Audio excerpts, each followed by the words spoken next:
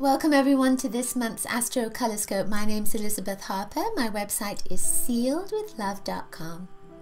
So before we get started, do remember to subscribe to my love letter. Grab your free color kit at bit.ly/color kit. Find out what your true colors are. So the idea of the Astrocolorscope is that I take 3 crystals, gems from my crystal bag here, for each star sign, throw them into a circle of houses, of the 12 houses, see where they land, and then read the color, the crystals, and the house for the influences for your month ahead. I'm also going to take a bead from my bead bag for an extra color, just to see what is flavoring your month. And finally, because we like threes, I like everything in threes, we're going to take a card from this tarot deck. This is the Voyager deck. And these are collages of images. So what I'll ask you to do for your star sign is to take a look at the card and see what you are most attracted to in that card, and then ask yourself, what does that mean? And then allow the information to come through. So before we get started, just a little bit about what's coming up astrologically. So we have Mercury retrograde, which is always seems to be happening, doesn't it? But that Mercury retrograde, when it comes in, and especially right now because we're going through Aquarius, certainly for part of February, the Mercury retrograde just helps you to go inside of yourself. It doesn't always have to be like super bad. But you might find with this particular retrograde motion, because Venus is also in Aquarius, and there's Mercury, and there's 2 new moons that are Aquarius as well. One of them was in January, the other one's coming up in February, which is a big deal. That this is a really transformative time, and it's almost like, and there's another transit, which is Uranus, Pluto, and that's of course continuing through our lives at the moment. It's going to culminate in March, and that energy, it's almost like we're needing to let go of anything that has held us back and really come into this place of freedom. And I feel that relationships are going to be big, letting go of old relationships coming back into our lives, and maybe they're going to be mirrors for us to see what has to shift before we can get to that place of success. We're also in Jupiter retrograde as well until April, and this has been going on since December, so you may find that financially things have been a little bit stuck, or something's been stuck around your work, or ways of bringing abundance into your life. So if that abundance is about friendships, then it's going to shift. It just might take a little bit of time, and maybe until April as well, not to like put that into your mind to create it in your life, but just have it at the back of your mind that it is going to shift for you. It can shift right now, but it may take until April for that to happen. All right, so let's get started with our crystals. Okay, Sagittarius, so you have this blue stone that went into your first house. This is an angelite crystal, and it has a kind of a dry feeling to it, and it's almost ethereal. Angelite links, of course, to the angels. So with the first house, I feel as if you are being given a new lease of life, as if you're being given another chance, a second chance, a feeling of the angels are lifting you up. With blue, blue is about communication, it's about creativity, it's about your creative expression. It's also about the divine will. And I feel as if you have stopped struggling, or you're going to stop struggling, and you're just going to allow the universe to do its thing. And in your first house, this is very much about embracing the power of who you are in the eyes of the divine. There is a link to the angelic realm, so I feel as if you're going to be getting lots of messages over this month from the angels. So you could be seeing feathers and coins and angel books and angel sculptures and angel jewelry and all kinds of different things, and they're all linking with your angels wanting to communicate with you.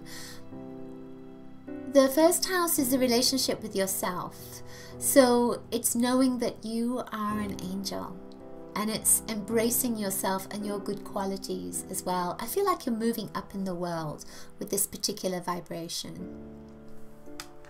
The second stone that came up is green aventurine, and this went into your 10th house. So we've kind of missed all those other houses between the 1st and the 10th. So I feel that that is significant.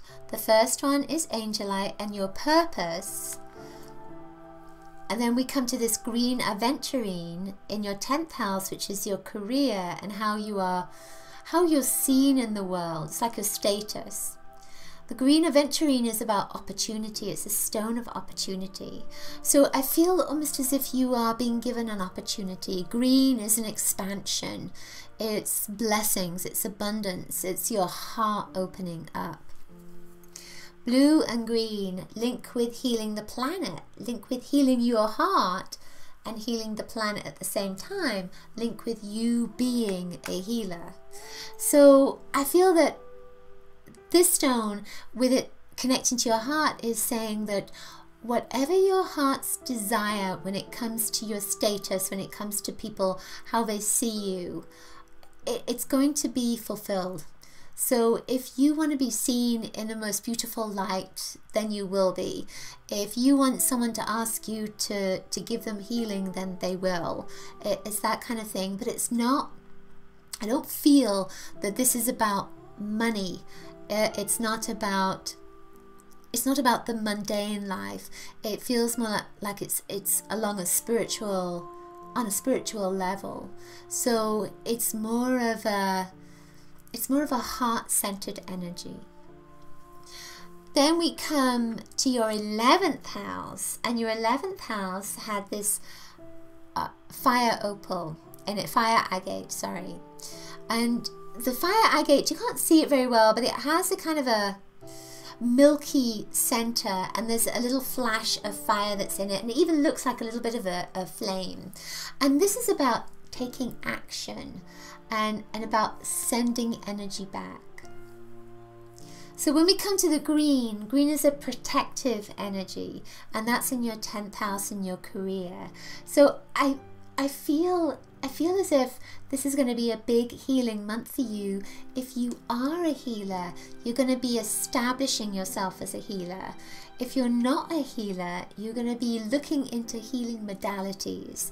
If healing is totally not in your window of experience, then there is a sense of taking back your power. There is a sense of taking action, and especially in your environment, in your work environment, and on a global level as well, which is the 11th house.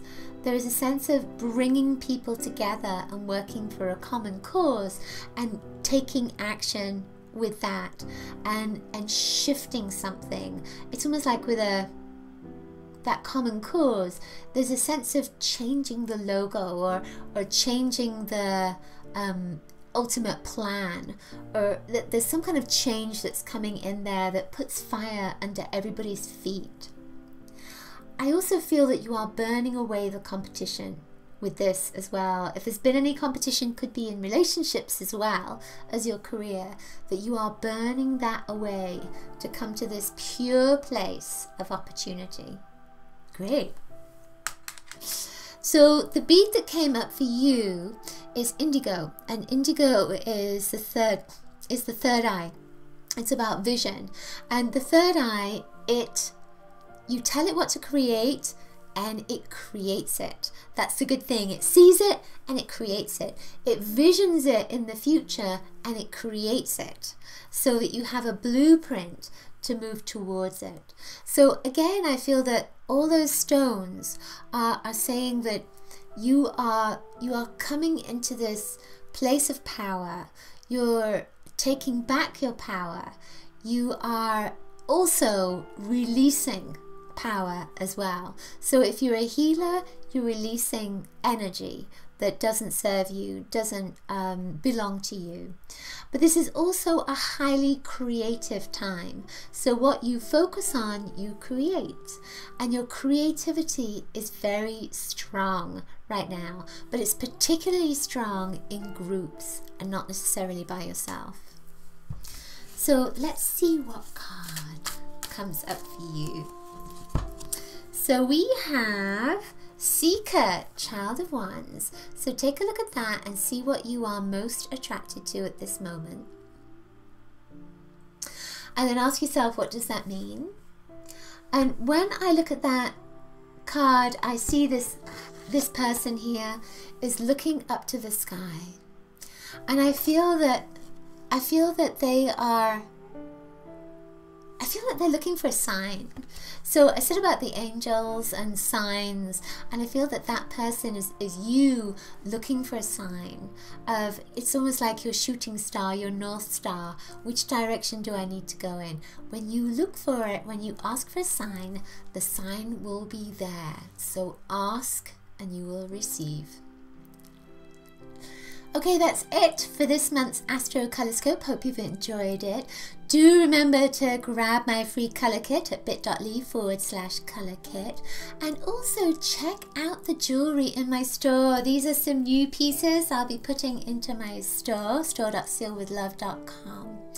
I look forward to seeing you next month. And of course, do leave me a comment below and let me know if the Astrocolorscope resonated with you, and please share it with your friends. Thank you so much. Coloricious blessings to you. Bye.